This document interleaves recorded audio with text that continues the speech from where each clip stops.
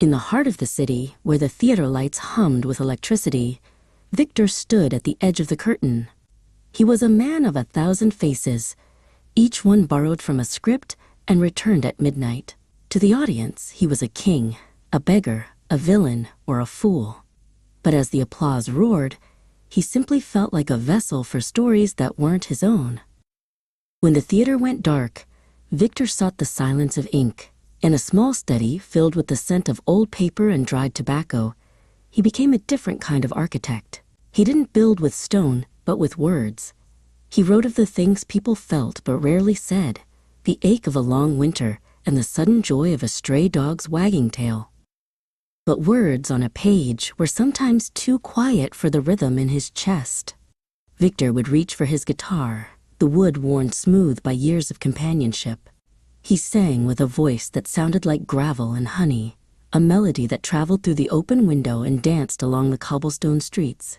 He wasn't performing now. He was exhaling. The world changed, and the stages grew smaller, fitting into the palms of hands. Victor looked at the glowing screen of his phone. It was a digital window into the lives of thousands. He wondered if he should remain the distant star, or if he should let the world see the man behind the costume, the one who burned his toast and forgot where he left his keys. He chose honesty. Victor began to share fragments of his day, not the polished highlights, but the messy, beautiful reality. He posted a photo of a rainy afternoon and a poem he had written on a napkin.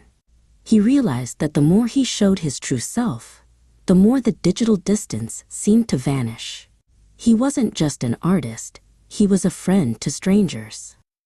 One evening, while scrolling through the messages from people he had never met, Victor began to laugh. A young woman had written that his song helped her through a breakup.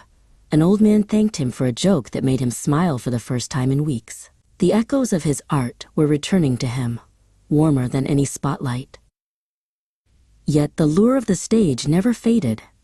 Victor found himself back in the dressing room, the smell of grease paint thick in the air. He looked at his reflection, seeing the lines on his face like a map of all the characters he had ever played. He realized he didn't have to choose between being a musician, a writer, or an actor. He was the sum of all his passions. His old friend Goran visited him backstage. Goran had known Victor since they were boys, chasing hoops in the dust. "You're getting faster, Victor," Goran joked, leaning against the doorframe. "You're playing 3 roles at once now, the star, the poet, and the neighbor. How do you keep your head on straight?" After the show, a young woman named Nova approached him at the stage door. She held one of his books, its cover dog-eared and worn. "I want to create things too," she whispered. "But I'm afraid I'm not enough of any one thing." Victor smiled and signed her book with a flourish.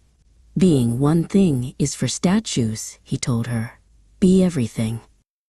Victor walked home through the quiet streets, his guitar on his back, and his phone silent in his pocket.